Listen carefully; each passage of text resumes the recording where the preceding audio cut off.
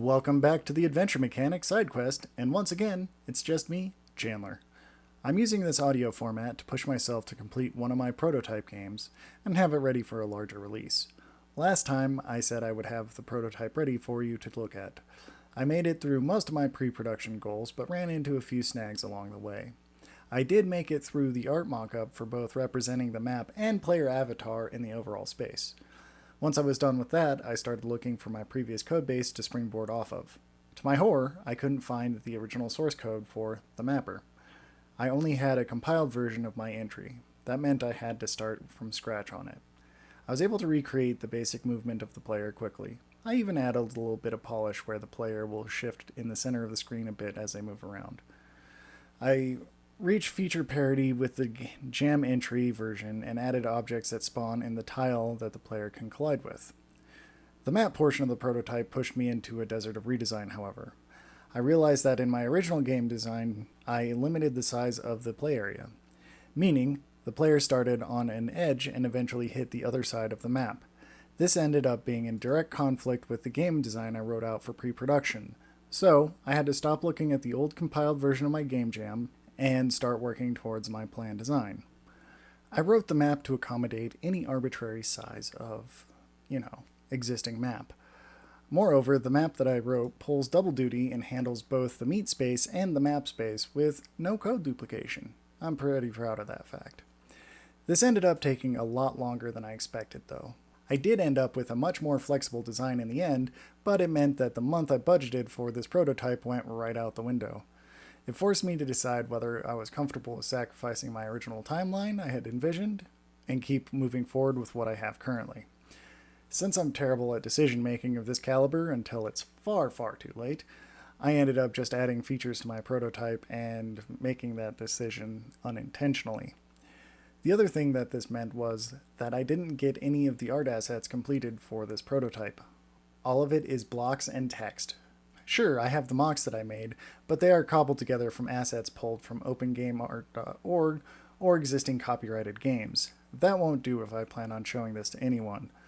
Moreover, I don't want to introduce the possibility of missing those assets later and having them sneak into my final product. That sort of potential is something that will keep me up at night with cold sweats if I put copyrighted assets in. I don't want to even flirt with the potential of getting a cease and desist on something I spent so much time on. But enough about my progress, let's get into the topic that I want to talk about today, feedback, specifically issues when getting it. I have tried getting feedback for my games many times over. Over all the games I've shown and tested, I've noticed a few things that reduce the quality of the feedback I'm getting. First, and most common, is the audience I'm getting feedback from is not the audience that would get excited about my game. The second issue I run into is vague feedback. And lastly, I end up getting irrelevant feedback to my game in particular. Let's go over just these 3 points. The easiest people to get feedback from are your friends and family. I mean, they're right there, sometimes literally. They tend to give you the worst feedback when it comes to your game, though. My partner really isn't into top-down mapping games, so she's really not invested in what I'm showing. My family don't really play video games, and they only play a few select board games, so they really don't have a point of reference to compare with what I'm coming up with.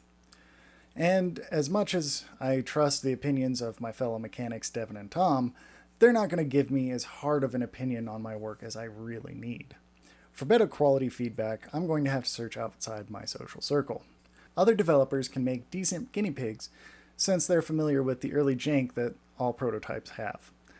Other good playtesters are groups that enjoy playing games in an early state or otherwise rougher than normal. Before the pandemic hit, I was regularly going to Protospiel events locally.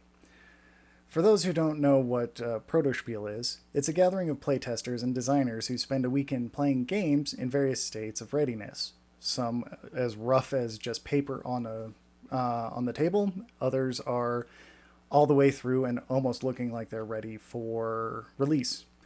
In my case, all of this was for board games. Another good option is local meetups for game developers such as an IGDA chapter. I'll throw a link to them in the show notes as well. As for vague feedback, I run into this very often. In many cases, the person giving the feedback isn't sure what to respond to, so they just say, yeah, looks good, with little or no additional feedback. Other times they see something, but they don't really want to hurt my feelings or insult my work, so they end up just sugarcoating it to the point of it being useless. Both of these are supremely unhelpful. If you're going to grow as a developer, you're going to have to get comfortable with prying out those little details from people like this. Sometimes, when you're asking for feedback, it's worded too broadly. Questions such as, how do you like it, and what do you think, aren't enough for your playtesters to really latch on to anything particular. You need to ask some more probing questions, especially in the areas you're looking to have them really look at. In the instance of the prototype I have for the mapper, questions that would be more helpful for me would be about the controls. Since I have not implemented any of the artwork or audio, questions about the feel of the game aren't really going to help me get useful responses. The guiding questions that you want to be asking will put a highlight on certain mechanics, but not bias the answers. So in looking for feedback on controls, I wouldn't want to ask, were the map controls awesome? In that question, I'm trying to bias the response towards a positive comment. That's not going to help me get honest feedback. I'm not going to go over biasing questions, but just be aware of it as you craft the questions for your playtesters. The last issue I commonly run into is people giving quote-unquote advice on how to improve my game, or worse yet, advice on how to change my design to match something that they had in mind. Don't get me wrong, suggestions on how to improve the overall feel or change of a mechanic for the better should absolutely be taken. The type of advice I'm talking about here is more along the lines of, hey, I like your game about mapping, but it would be a lot cooler if it was a game about fighting like Diablo. Not only is this not helping my design, it's actively pulling my design away from the core that I've so painstakingly put together. The most input that this gives is that the person giving it wasn't really interested in the design. That may be useful, especially if the person represents a group that, I want to appeal to, but more often it's just not going to be worthwhile to implement their ideas. This only scratches the surface on the topic of feedback, though. There's a whole field of study on it, and I'm not an expert in it by any means. This is just my personal experience when I've tried to get it for my games. If you've ran into issues as well and want to either talk about it or have me talk about it in a future podcast, reach out and leave me a comment. I'd love to hear your experiences with playtesting. But in the interest of getting feedback as early as possible, because I am a huge proponent of that, I'll be releasing the small mock-up of what I have so far for the map user interface. There won't be anything in terms of gameplay, but I still want input. Hopefully I'm making it obvious that it's almost never too early to get feedback on your design. Yes, the game is your baby, but unless you're planning to never release it, you're going to have to be comfortable with the idea of people looking at it and occasionally trashing the idea.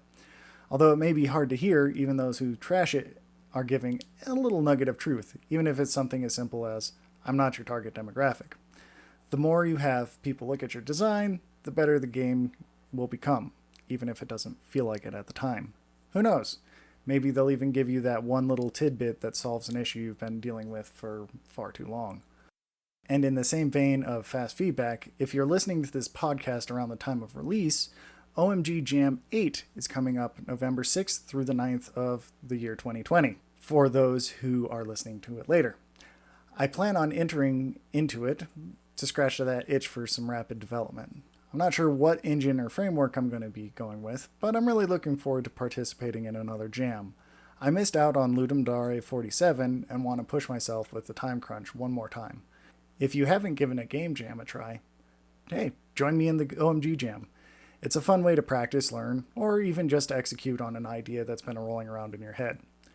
Anyway, that's all I have for this episode of the Adventure Mechanics Side Quest. As always, you can reach me on Twitter as @JCSirron, JCSIRRON. I'll talk to you next time.